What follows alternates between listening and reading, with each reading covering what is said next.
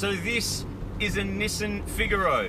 Technically not a Nissan Figaro, technically it's just a Figaro. Nissan never actually put their name to this car. And this car is one of a couple of cars that Nissan made in the late 80s.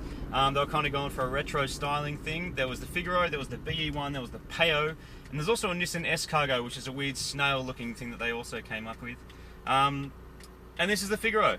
We thought we would take you for a quick drive. I'm going to go pick up Moog and get a tofu burger somewhere. But we thought we'd take you for a quick drive and show you some of the things that's kind of unique about this car.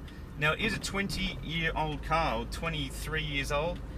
These came out in, I think they were designed in the late 80s, and they came out around 1991. They're only ever going to make 2,000 of them, as Phil Lee said, but they were so popular that they made another run of them, and something like 20,000 of them were made in 4 different colours, and each colour signified a different season, which is a very Japanese designer thing to do. The guy that designed it won a big design award for it, and it's kind of easy to see why. There's a lot of really cool things about this car, and you kind of get in it, take it for granted, but especially when this car was new, it would have really been something else. All the switchgear, everything matches. There's a few parts that have been borrowed from the parts bin, like I'm pretty sure those speaker covers there are from a S13 Silvia, and the latch on the glove box looks a lot like a Micra, and that's no accident, because these cars are based on Micras or Nissan Marches.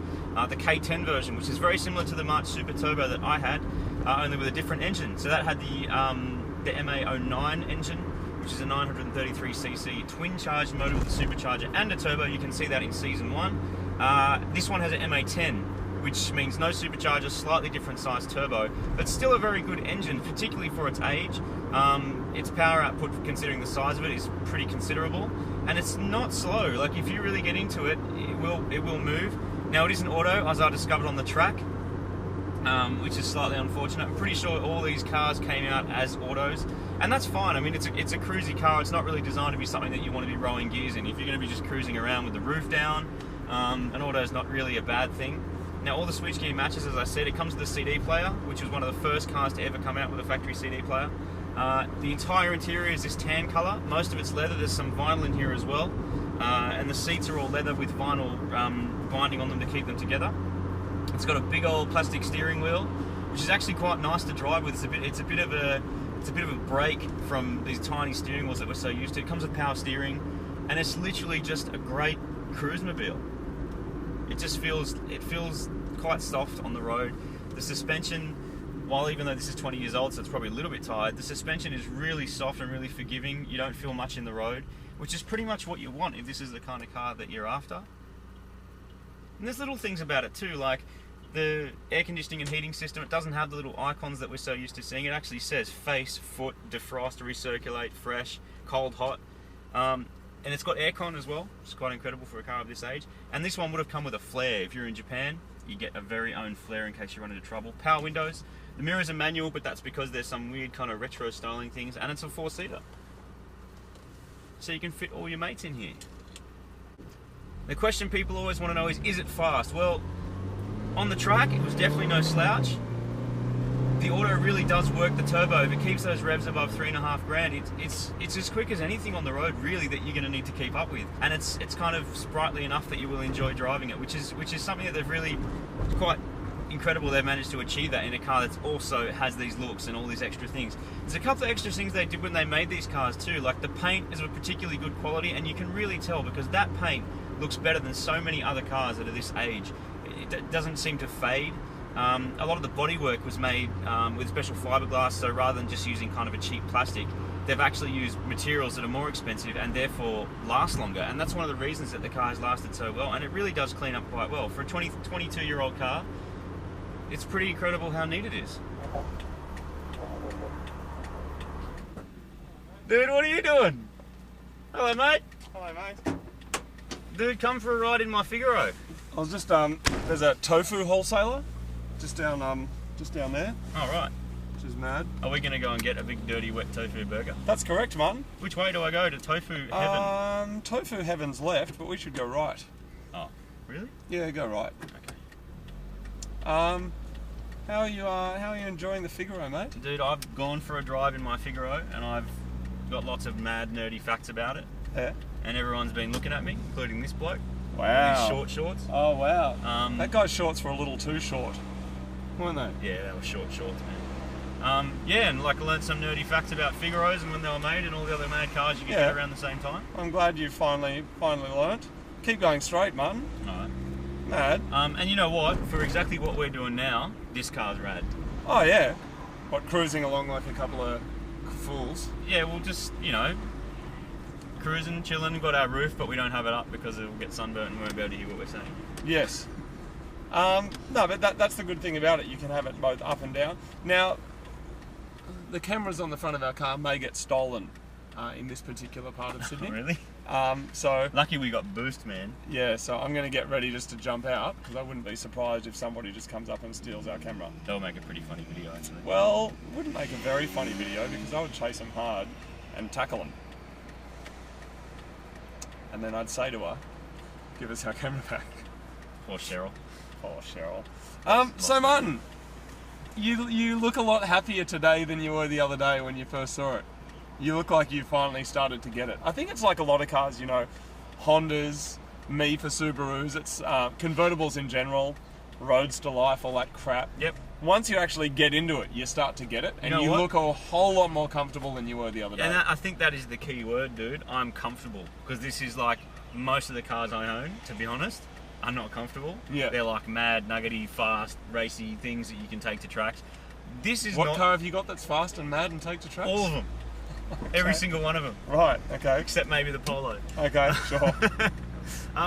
No, this is so comfortable and it's auto and you just cruise, you can drive it with one finger. Not that you would, because that's a silly way to drive. What do you do with Cheryl? You drive with one. Oh, okay. Yeah, awesome. And the thing is though, it actually turns more heads than any car I've actually ever experienced. You know what would be an interesting battle? Let's go right here at the next doodle. What would be an interesting battle would be this versus a DeLorean. What turns more heads? That's DeLorean's got the familiarity factor. Yep. But this has just got the what the is that thing factor. Very true. And you know what? I think that might be the reason. That's probably the main reason I don't like it. Hook in here, mate, and just hang a right. Watch out for this fool. I think the main reason. Oh, just too much look. Yeah. Too many eyes. Just everywhere you go, I mean, people are looking at your car. And you know what? Some people absolutely love it. Yeah, straight. But it's kind of like I just want to drive around and not have people staring at my car the whole time. Yeah. Do you know who loves these? Girls. And Eric Clapton. Eric Clapton? Yeah. I didn't know that. Yeah. Oh, there's some other famous people. He owned one or he owned a couple of them, but yeah, absolutely loves them.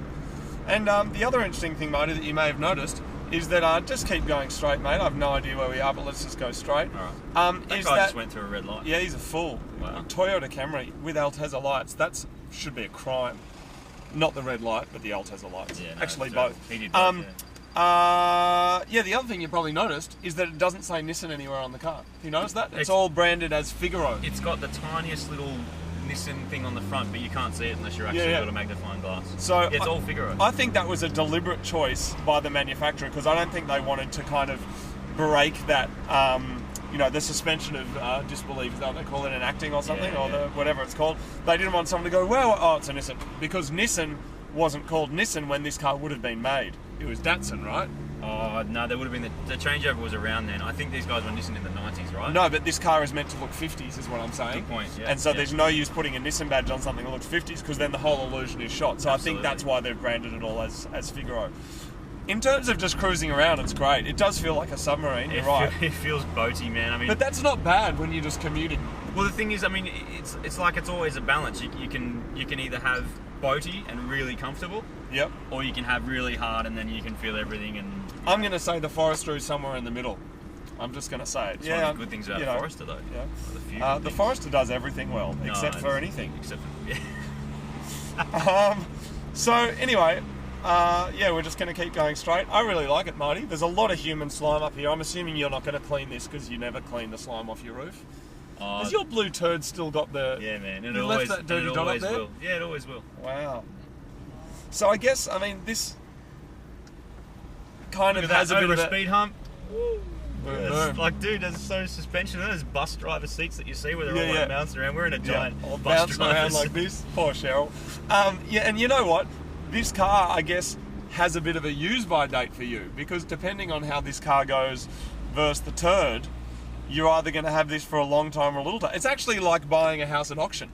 We're going to go right, I reckon. Right. You just don't know whether you're going to own it or not, because it's all based on how well the turd does. I'm quietly confident in the turd, but I got to say, like, this kind of driving around, this is not a bad car. Yeah. I just don't. Have you just like smashed the foot to the floor a few times and just got a bit of an understanding of how quick the enemy can go? Of course you have. That was a stupid question. Yeah, it feels pretty weighty though. I got to say. Yeah. Compared to the turd, it just.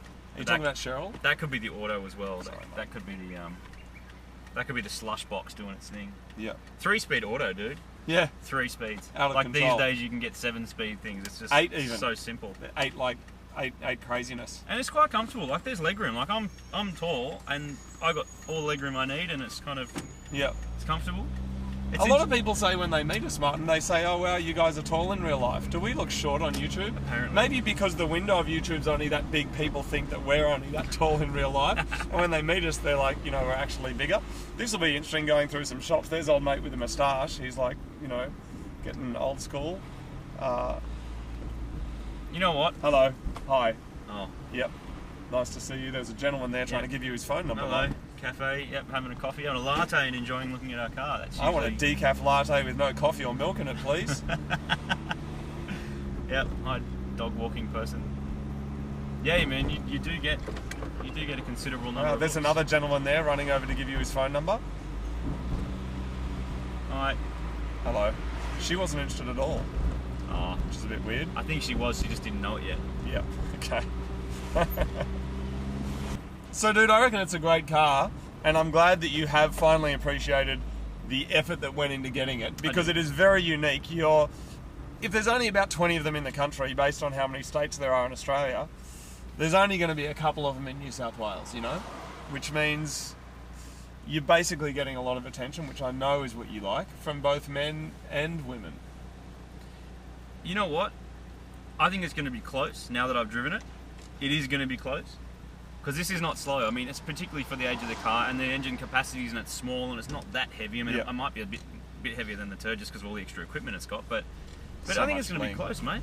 I think one of the things that surprised me is how quick it was when I drove it, is that I don't think the car's intention was to be fast. No. I think the reason it's all turbo and crazy is because they've gone, there's a bit of weight in the car and we need the power, and it's a small car. Yeah. Because it's obviously not something like, let's get a thing, put it on stilts, make it really quick.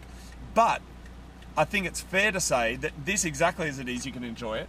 If this was dumped on some mad wheels, proper offset, boost controller, and an exhaust, you would have a seriously quick car for a 1-litre engine. Yeah, as long as you can live with that slush box.